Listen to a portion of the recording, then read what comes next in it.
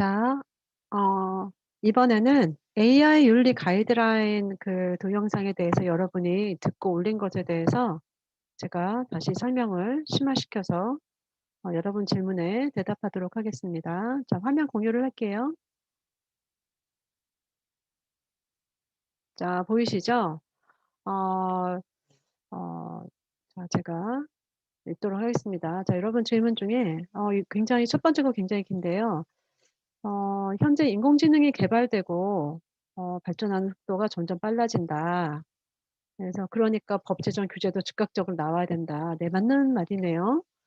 하지만 실제는 기업 자체적인 윤리 가이드는 있지만 각 나라에서 내세우는 인공지능 윤리 가이드는 현저히 적으며 부실합니다.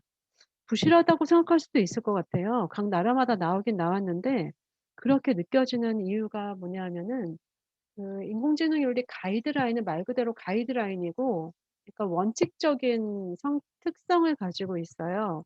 그래서 가이드라인은 곧바로 예를 들면 인공지능 설계하는 데 적용하기가 굉장히 어렵죠. 예를 들면 어 "편향성을 가지면 안 된다." 이건 굉장히 어느 정도는 약간 일반적인 얘기지 구체적으로 설계 단계에서 어떻게 해야 되는지는 안 나와 있잖아요. 그래서 그거에 관한 그 구체적인 그런 적용 기준 같은 것이 지금 인제 우리나라 같은 경우는 마련되고 있는 중이고 저도 인제 그렇게 마련하는 데에 자문하러 가고 그러거든요. 그래서 "지금 진행 중이다." 그리고 인제 법도 인제 같이 아마 될 텐데 이게 빨리빨리 나오는 너무 빨리 나오면 사실 부작용이 있잖아요. 이게 법 제정이라는 게 한 번 돼 버리면은 그것이 다시 고쳐지는 데 시간이 꽤 걸리기 때문에 조심스럽게 사실은 접근이 돼야 돼서 지금 정부와 그다음에 뭐 학계 그다음에 요런 것들을 작업하는 분들이 지금 열심히 하고 있다고 얘기를 드릴 수 있을 것 같아요. 이러한 현실에서 계속해서 인공지능 데이터는 늘어나고 발전할 텐데 이러한 상태가 지속된다면 결국 인공지능으로 인해 생기는 피해와 문제가 발생했을 때 아 보호할 수 있는 방법이 없어 혼란을 야기할 것 같습니다. 이것도 맞네요. 지금 인공지능하고 데이터는 굉장히 막 급속도로 늘어나고 인공지능도 지금 굉장히 여러 분야에서 많이 발전되고 있잖아요. 이런 우려가 굉장히 타당한 것 같아요.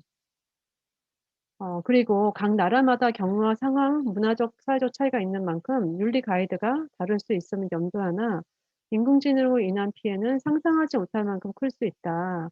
그래서 인제 이번에 우리나라 이루다 사건처럼 이제 그렇게 나왔을 때 인제 그것 때문에 사실 지금 인공지능 윤리가 더 관심의 대상이 됐거든요.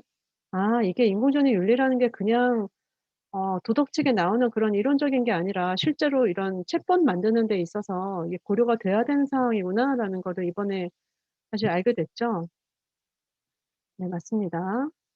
자 그래서 발생한 피해는 각 나라 서로에게 책임을 미루거나 경제적으로만 판단하는 경우가 생길 수 있을 것 같습니다. 그럴 수도 있겠어요. 맞아요. 굉장히 이 가능한 피해에 대해서 숙고를 한 것 같네요. 그러므로 나라마다 조금씩 피해가 있더라도 세계 공동 인공지능 윤리협회 등을 설립하여 좋은 아이디어인데요. 어 요런 거 비슷한 게 있어요. 유네스코에 있거든요. 그래서 전 세계가 동일한 윤리 가이드라인을 정하고 추가적인 부분은 개별적으로 진행하는 게 좋을 것 같다. 굉장히 생각을 많이 한 학생인 것 같은데 자문을 구해야 될 것 같습니다. 그래서 이미 유네스코 같은 데 인제 유네스코는 세계의 전 나라를 사실은 대상으로 하고 있기 때문에 각 나라의 인제 의견을 반영을 하는 그런 곳이라고 할 수 있거든요. 네 그런 데에서 최근에 인공지능 윤리 가이드라인을 만들었다고 들었어요. 근데 인제 나라가 굉장히 다양한 만큼 저 나라에서는 필요하지 않은데 이 나라에서 필요한 또 그런 게 있어서 굉장히 가이드라인의 수가 늘어났다는 얘기를 들었는데 제가 기회가 될 때 아주 최근 일이라서 소개를 하도록 하겠습니다. 자 아래로 내려가 볼게요. 각 나라별 자율주행차 가이드라인이 상이하는데 이를 하나로 통합하면 좋을 것 같습니다. 자율주행차를 개발국에서만 사용하지 않고 세계적으로 수집을 할 텐데 아 그렇겠네요. 그래서 아마 통합이 돼야 된다는 필요성을 느꼈을 것 같아요.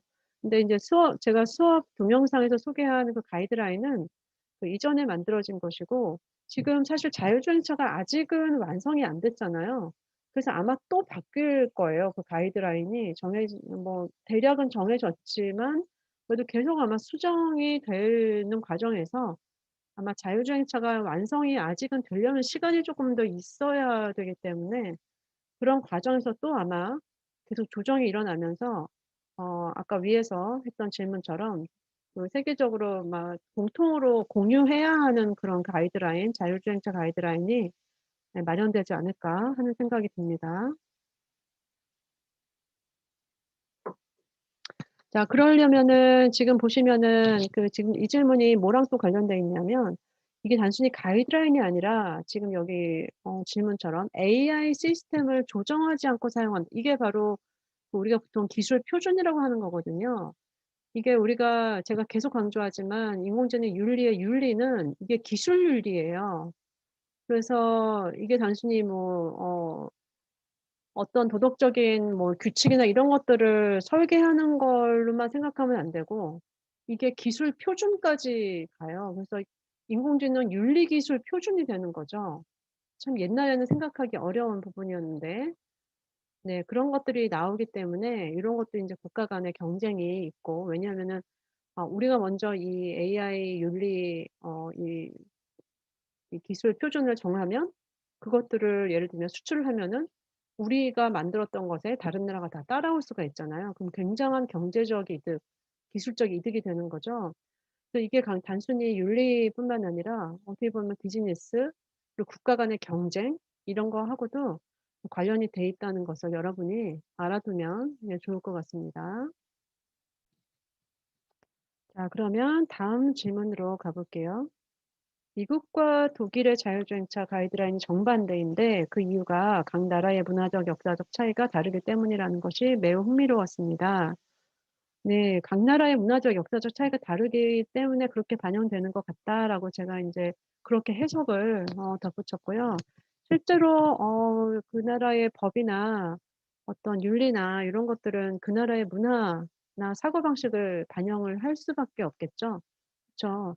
또 '우리나라는 어떨까.'라는 생각이 네 드네요. 자 그다음에 윤리 가이드라인이 새로 개정된다면 현재 사용하고 있는 AI들은 새로운 윤리 가이드라인이 적용된 AI로 교체를 해 줘야 하나요? 굉장히 재밌는 질문이에요. 윤리 가이드라인이 새로 개정이 된다고 해도 완전히 바뀌는 건 아니고 조금씩 그 현실의 AI에 맞게 그거를 반영하도록 그 조정이 되는 것이기 때문에 교체라기보다는 오히려 가이드라인이 그 현재 사용하고 있는 AI들의 들에 잘 적용될 수 있도록 다듬어진다고 생각을 하시면 될 것 같습니다. 자 그다음 질문. AI가 완전히 보급된 후에 딜레마 등에서 안정성에 불만을 가진 사람들이 많이 존재한다면 AI를 완전 보급이 가능할까요? 안정성이라는 게 뭐죠? 딜레마 등에서? 아 딜레마는 어떤 트롤리 딜레마를 얘기를 하는 걸까요? 딜레마가 여러 가지가 있을 텐데 얘가 약간 조정이 돼야겠죠? 이게 불만이 있다면은 사회에서 합의가 안 된다는 거니까 어느 정도 합의가 이루어지면서 예 보급이 될 거라고 생각을 하고 이런 뭐 불만을 가지거나 갈등이 생기거나 이렇게 뭔가가 잘 안 맞거나 이런 것들은 사실은 모든 사회적 사안에 다 있는 거고 그걸 통해서 사실 조절해 나가는 과정이 항상 있는 거죠. 왜냐하면 사회에서는 모든 사람이 워낙 다양하기 때문에. 자 그다음에 도덕적으로 문제없는 인공지능 로봇을 설계하기 위한 기준은 어떻게 잡아야 할까요? 자 요거는 제가 항상 얘기를 하지만 인공지능 윤리에서도 편향성을 완전히 없앤다는 것은 사실은 굉장히 이상적인 거고 '편향성을 완화한다.' 정도로 제가 항상 얘기를 하거든요. 그래서 요것도 마찬가지로 도덕적으로 아무 문제가 없으려면 일단은 그 인공지능을 만들 때 사용하는 데이터를 우리 인간이 만들어내기 때문에 우리 인간 자체가 도덕적으로 아무 문제가 없어서 우리 인간으로부터 나오는 데이터 자체가 도덕적으로 문제가 없게 돼야 되는데, 사실 우리 인간은 굉장히 한계가 많고 신이 아니기 때문에 도덕적으로 완전히 무결하다, '아무런 흠이 없다.' 이러기는 쪼금 어렵죠. 그래서 요거를 제가 인제 해석을 그러면 현실적으로 도덕적으로 쪼금 큰 문제를 일으키지 않는 이라고 쪼끔 완화시킬 수 있을 것 같아요. 그래서 그렇게 그런 인공지능 로봇 설계하기 위한 기준 때문에 인제 인공지능 윤리 가이드라인이 나온 거고, 고것을 위한 구체적인 그럼 설계서는 어떻게 되느냐, 인제 고것들은 지금 작업을 하고 있고, 그런 것들은 뭐 저처럼 인공지능 윤리를 이렇게 담당하는 이런 사람들만 참여하는 게 아니라 실질적으로 인제 인공지능을 개발하고 하는 그런 젊은 뭐 개발자나 아니면 연구자 이런 분들이 같이 참여를 해 가지고 같이 얘기를 하면서 그 기준을 만들어야 되는 것이죠. 그래서 이런 것들을 윤리학자들이 한다고 생각하시지 않았으면 좋겠어요. 다 같이 참여를. 왜냐하면 인공지능 윤리학자들은 또 인공지능 설계가 실제로 어떻게 이루어지는지 모르잖아요. 근데 하지만 인공지능의 윤리적 측면은 인공지능의 설계 단계, 그리고 데이터를 어떤 걸 수집하는지 이런 과정에서 사실은 다 개입되는 걸 여러분이 이제는 과제를 아마 하시면서 알게 될 텐데, 고런 것들을 고려를 해야 되기 때문에 굉장히 여러 직군들이 아마 같이 함께 고민을 하고 예 만들어야 하는 것입니다. 자, 그다음에 "이번 강의 질문할 것이 없습니다." 이렇게 되면 안 돼요. 적어도 그 수업 시간에 나온 걸 정리를 해야 됩니다. 그래야지만 여러분이 수업을 듣고 생각을 했다는 증거가 되니까. 자, 그다음에 8 주차 때 궁금했던 것이 해결되는 것 같은 이것도 안 됩니다. 자, 최소한 정리를 하셔야 돼요. 카카오가 유네스코 포럼 발표한 것이 놀라웠습니다. 예. 아마 인제 기업 한국이라는 곳에서 사실은 그 마이크로소프트나 그런 데서는 IBM 같은 데서는 벌써 일찍이 했었거든요. 근데 인제 거기는 굉장히 전 세계적인 기업이고, 이제 한국과 같은 그 아시아의 국가에서는 아마 비교적 빨리 했다는 점에서 아마 유네스코에서 초대를 했던 것 같아요. 자, 그다음 미국의 자율주행차 가이드라인과 독일의 자율주행차 가이드라인을 비교했을 때 큰 차이점은 무엇인지 궁금하고, 미국과 독일의 각각 가이드라인에 대한 장단점은 무엇인지. 이거는 제가 동영상에서 설명을 했죠. 설명을 했고 그리고 제가 그 참고 도서로 제시한 인공지능과 윤리 책에도 네 나와 있습니다.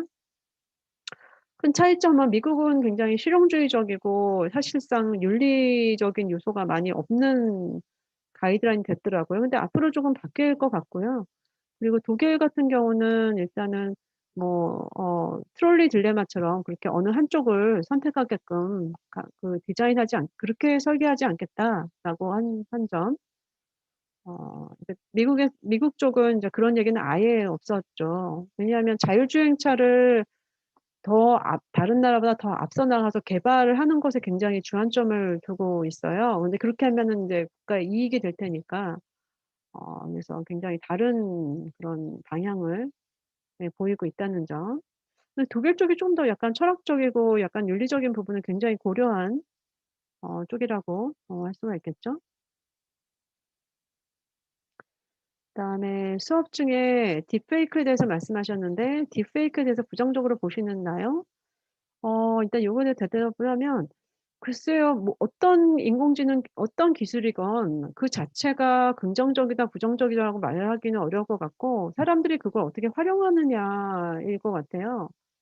딥페이크가 긍정적으로 활용될 수 있는 가능성을 닫기는 어렵죠. 뭔가 있겠죠. 그쵸.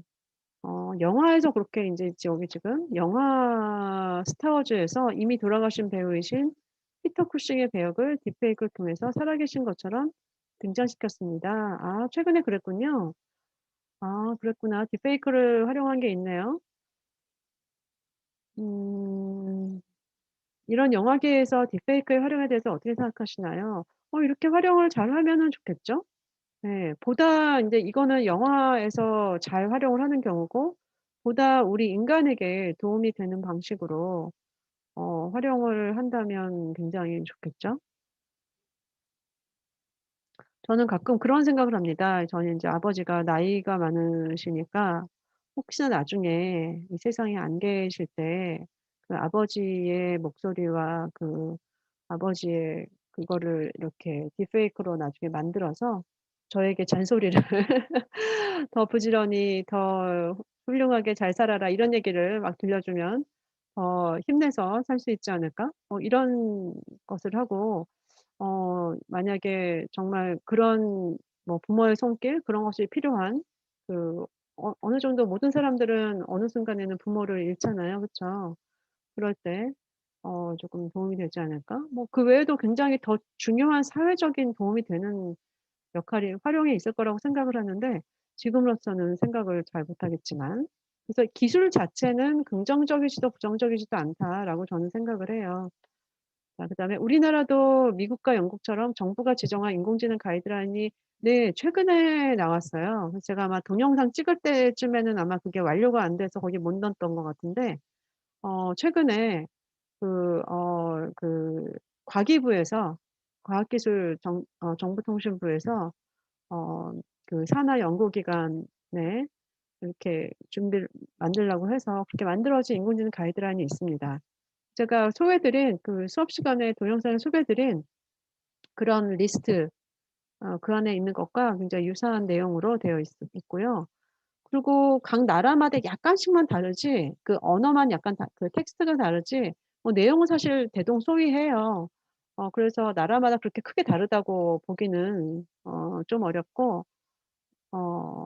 그리고 인제 그것들을 서로 맞추기도 하죠. 너무 다르면은 또 다른 나라와 나중에 인공지능 윤리라든가 인공지능 윤리 기술을 통해서 교류를 할 때 이게 약간 의사소통에 좀 약간은 그 상충이 있을 수 있으니까 고런 것들도 고려를 하고 있습니다. 국가마다 인공지능 윤리의 기준이 다른데 A 국가에서 만든 인공지능 제품이 B 국가에서 팔릴 수 있나요? 좋은 질문이고 요거는 아마 인공지능 윤리를 굉장히 기술과 결합해서 잘 생각한 질문이라고 생각이 되네요.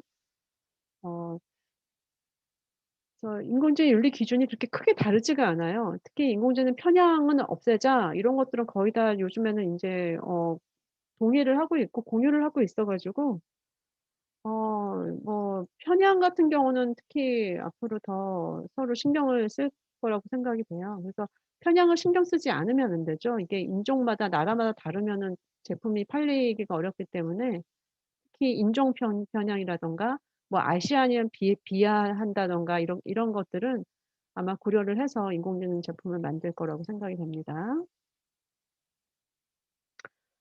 그다음 질문. 독일의 자율주행차 가이드라인에 피할 수 없는 사고에서 개인의 특성을 기반으로 어떤 차별적 판단과 다른 사람의 이상을 제한해서는 절대로 안 된다라고 되어 있는데 사고 시 순위를 두는 시스템은 필요 불가결하고 어 단순히 숫자를 기준으로 하는 것은 미완성된 기술력으로 억지로 자율주행차를 만들었다고 생각합니다. 교수님은 개인의 특성을 기반으로 판단하는 것에 대해 어떻게 생각하시나요? 음. 개인의 특성을 여기서 개인의 특성이란 것은 예를 들면은 뭐 예를 들면 나이나 성별 그다음에 동물이나 인간 예를 들면은 나이가 많은 사람을 뭐 더 우선시할 것인가 젊은 사람을 우선시할 것인가 요런 것들이 개인의 특성이에요. 근데 그런 특성을 기반으로 어느 한쪽을 차별하게 되는 결과가 나오면 안 되죠. 그래서 저는 그런 점에서 독일이 이렇게 '어떤 한쪽을 선택하도록 하지 않는다.'라는 것이 굉장히 좋은 선택이라고 생각을 합니다. 그리고 앞으로 이미 이렇게 되고 있는 것 같아요 전반적으로. 그렇잖아요. 어떻게 어느 한쪽을 선택을 해서 저 사람은 죽어도 쪼끔 더 죽어도 되고 이 사람은 더 살려야 되고 이런 것들이 있다는 게 조금 이상하죠. 우리가 서베이에서는 인제 그런 서베이를 해볼 수 있지만 가치 판단은 그렇게 인제 우리가 시험은 해볼 수 있지만 그것을 기술에서 자율주행차가 선택하는 그런 기준으로 하는 거는 좀 비현실적이다. 그렇게 생각이 될 수 있을 것 같아요. 나라마다 가이드라인이 다르기 때문에 어느 나라에서는 괜찮은 인공지능 로봇이라 할지라도 또 다른 나라에서는 괜찮지 않은 인공지능 로봇일 수 있나요? 굉장히 재밌는 질문이네요. 나라마다 가이드라인이 쪼끔 다르다고 지금 질문을 여러분이 계속 하시는데 그 이유가 아마도 자율주행차 가이드라인 때문에 그런 것 같아요. 근데 그거는 벌써 나온 지가 한 2년, 벌써 한 1-2년 됐고요. 근데 아직 자율주행차가 완성이 안 됐기 때문에 아직 그 정도 기술력이 아직 안 되기 때문에 나중에는 가이드라인이 거의 비슷해질 거라고 저는 생각을 해요. 그래서 지금은 뭐 세계화 시대뿐만 아니라 그냥 뭐 전 세계가 그냥 하나 거의 뭐 그냥 거의 왔다 갔다 할 정도로 구분이 그렇게 크지 않다고 생각이 되거든요. 자, 무인 자동차의 안전 기준을 하향하는 건 이거 미국의 경우죠. 미국 가이드라인. 근데 인제 요즘은 또 안 그럴 수 있어요. 이게 계속 인제 바뀌어 나가니까.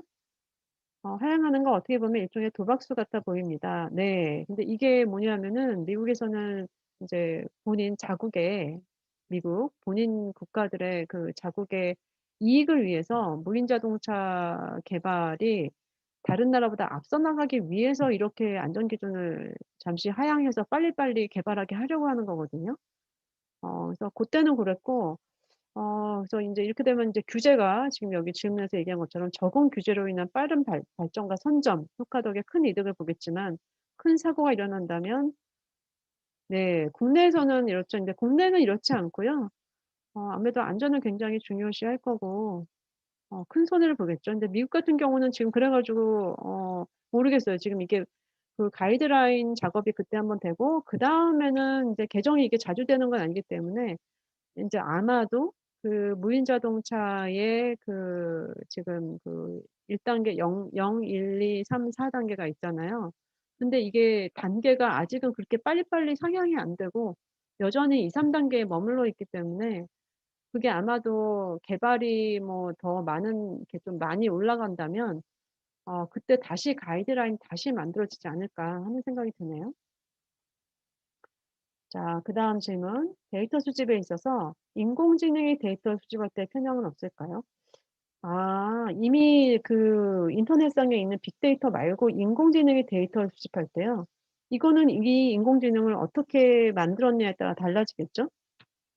이 인공지능이 어떤 인공지능인지 우리가 모르니까. 그러니까 인공지능이 하나가 아니고 그 인공지능이 구현되는 로봇이나 시스템마다 다 다르기 때문에 그거에 따라서 달라질 것 같습니다.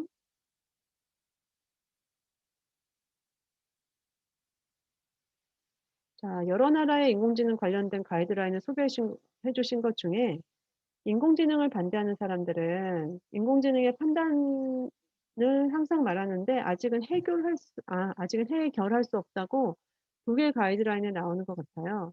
이런 문제들은 어떻게 해결할 수 있을까요? 그러니까 요거는 아마도 그 조금 아까 얘기한 것처럼 무인 자동차가 아직은 발전 단계가 이거에 대해서 완전히 얘기할 단계가 아니기 때문에 해결은 그때 가 봐야지 될 것 같고 그리고 인공지능을 반대하기 때문에 그 독일 가이드라인에서 그렇게 나온 건 아니에요.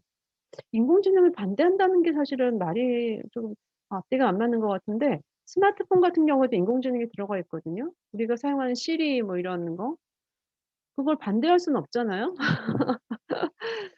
그래서 인공지능을 반대하는 사람들 중에 예를 들면 그런 거죠. 뭐 영화에 나오는 그런 약간 무서운 인공지능을 보고 인제 반대하는 경우인데 아직 그런 인공지능은 나오지 않았습니다. 그리고 아직은 시간이 그렇게 하려면 많이 걸리고 그거는 영화에만 존재한다고 생각을 하시면 될 것 같습니다.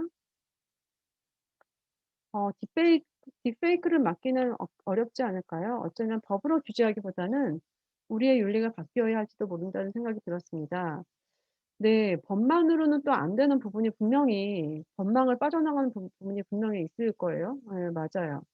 그래서 무조건 정보를 믿기보다는 의심의 수수료 걸러서 받아야 할 것 같습니다. 네 그래서 법도 필요하고 윤리도 필요하고 예 그런 것 같아요. 그리고 인제 윤리라는 게 우리가 가진 생각 차원도 있을 수 있고 또 윤리 아까 제가 계속 얘기했지만 AI 윤리는 기술로 구현이 되기 때문에 이런 AI 윤리 기술을 또 봐야겠죠.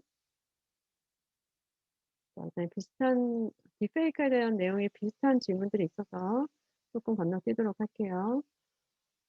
자, 미국의 무인주행차 가이드라인에 대한 질문입니다. 강의에서 말씀해 주셨듯이 개발 위주의 정책 때문에 윤리적 부담을 고려하지 않는다라고 했는데, 하지만 강의 중에 언급하신 코로나 사태를 예를 들자면 개인을 규제한다는 이유로 마스크를 쓰지 않는 미국은 개인의 사생활을 굉장히 중요하게 여기는 것으로 알고 있습니다.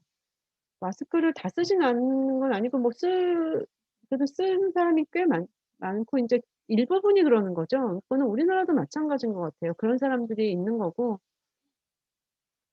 어 이런 미국의 사회에서 어떻게 저런 가이드라인 통과를 할 수 있었는지 그렇기 때문에 더 통과를 하는 거 아닐까요? 개인의 그런 비즈니스적인 측면을 중요시 여기기 때문에. 음. 그다음에 미국과 독일 그리고 최근 카이스트에서 시범 주행을 해본 우리나라를 비교해 보았을 때 우리나라 가이드라인은 아직 발표가 안 됐고 지금 작업 중인 걸로 알고 있어요. 그리고 사생활 보호 같은 경우는 우리나라는 사생활 보호에 굉장히 더 민감한 것 같아요. 그래서 이제 개인정보 관련해 가지고 그래서 이번에 이루다 사건에서 그 개인정보 동의가 제대로 안 됐다. 그래서 그것과 관련해 가지고 그 벌금을 물리도록 했잖아요. 그쵸. 자, 그다음 AI 응용 프로그램 목표에서 편견을 가지지 말라는 부분에서 AI도 여러 가지 자료를 통해서 편견이 생길 수도 있나요? 인간이랑 AI랑 사실은 그렇게 다르게 볼 필요가 없는 게 제가 항상 얘기하지만 AI를 제작하는 데 있어서 데이터를 사용하는데 그 데이터는 인간이 만든 거기 때문에 그 데이터 안에 당연히 편견이 이미 들어가 있죠. 그래서 AI를 만들 때 그 만드는 사람들이 편견을 가지고 한다는 부분보다는 오히려 AI를 만든 여러분 지금 과제를 하고 있잖아요. 그 데이터 편향과 알고리즘 편향으로 나누어서 여러분이 이제 과제를 하도록 되어 있는데 그거를 생각하시면 돼요. 근데 그 데이터는 결국 우리가 만들어낸 거기 때문에 당연히 편향이 들어갈 수밖에 없고 그게 나쁘다 좋다가 아니라 그게 어떻게 보면은 굉장히 자연스러운 이 환경에 주어진 거다라고 생각을 할 수밖에 없을 것 같아요. 인공지능의 해킹 위험성은 어떤 편인가요? 요거는 글쎄요. 요 얘기는 인공지능 윤리랑은 좀 관련이 직접적으로는 없는 것 같은데 요 해킹은 기술적 측면인 것 같고요. 뭐 해킹은 모든 기술에 다 위험성은 있을 것 같습니다. 우리나라는 AI 가이드라인을 어느 정도 완성했나 이미 발표를 했죠. 그리고 해외를 참고를 당연히 해요. 하지 않으면은 예를 들면 나중에 협의를 해야 될 때 협의하기가 어려워지기 때문에 참고를 해서 AI들을 완성해서 최근에 완성한 것이 있습니다. 과기부에서 나온 게 있고요.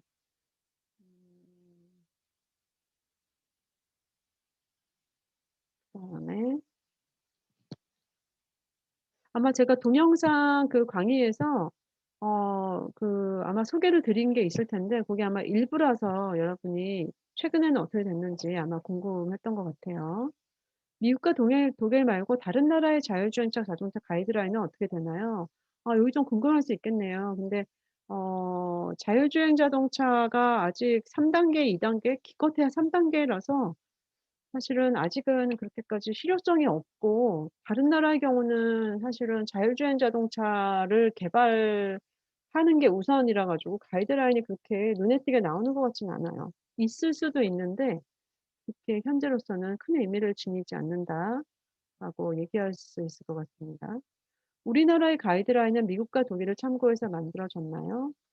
요거 아마 참고를 할 거예요. 지금 작업 중인 걸로 알고 있는데 아직은 발표가 안 되고 있고 참고를 할 수밖에 없는데 미국과 독일이 굉장히 다르잖아요. 그래서 근데 인제 요거 중요한 게 뭐냐면 우리나라의 그냥 일반 인공지능 윤리 가이드라인하고 그다음에 무인 자동차 가이드라인은 또 달라요. 무인 자동차에 국한된 인공지능 윤리 가이드라인은 일단은 뭐에 따라 많이 달라지냐 하면 우리나라에서 무인 자동차의 개발이 어느 정도 단계까지 와 있냐에 따라서 굉장히 달라질 거고 아직은 사실은 그렇게까지 단계가 높지 않기 때문에 잘 모르겠고, 가이드라인이 발표된다고 해서 이걸 잘 지켰는지 안 지켰는지를 감시하는 건 아닙니다. 그냥 권고 사항이에요. 예를 들면 우리가 "착하게 살아라."라고 인제 사람들이 얘기를 하잖아요.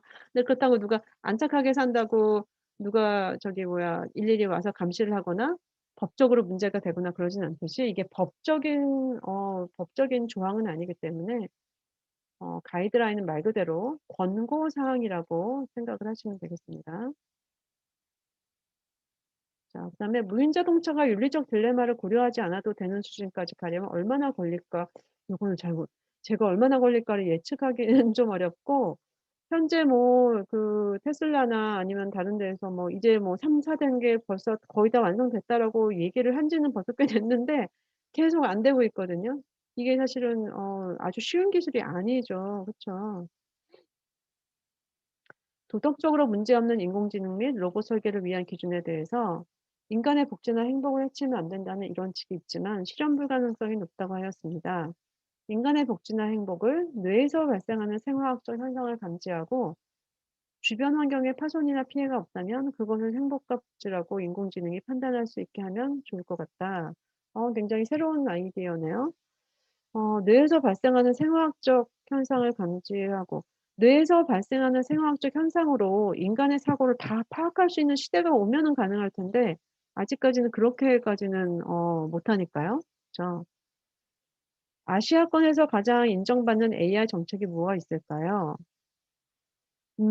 이거는 지금 AI가 한창 개발 중인 과정에 있는지라, 아시아권에서 가장 인정받는 AI 정책도 굉장히 여러 가지겠죠. AI 윤리 정책이 또 따로 있고 AI 관련 정책이 따로 있을 거고, 이거는 우리가 수업 시간에 다루는 것보다 굉장히 넘어서는 굉장히 커다란 얘기일 텐데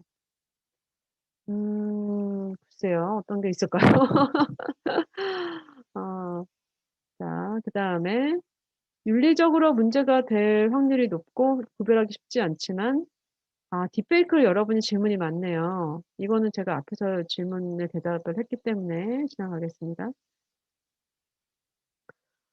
자, 지금 여러 가지 가이드라인과 인공지능 윤리 교육, 그다음에 과학기술 윤리의 정의와 인공지능 윤리의 차이를 알게 되었다. 자, 요런 감상을 얘기해 주셨네요. 자, 여러분이 이렇게 제가 쓰게 하는 거는 그냥 듣기만 하면 수동적이어서 다시 한번 쓰면서 여러분이 좀 주도적으로 정리하고 좀 더 심화되는 것을 생각할 수 있는 기회를 가지게 한 것이거든요. 그래서 다음에 또 여러분의 질문에 대해서 다시 얘기를 하고, 또 궁금한 점이 있으면 한번 올렸다 할지라도 또 올려 놓으시고, 꼭 그거에 대한 대답을 듣고 싶으면 저희 카톡에 이나 저한테 얘기를 해서 여러분의 호기심이나 여러분이 궁금한 거를 꼭 푸시기 바랍니다. 네, 수고하셨어요.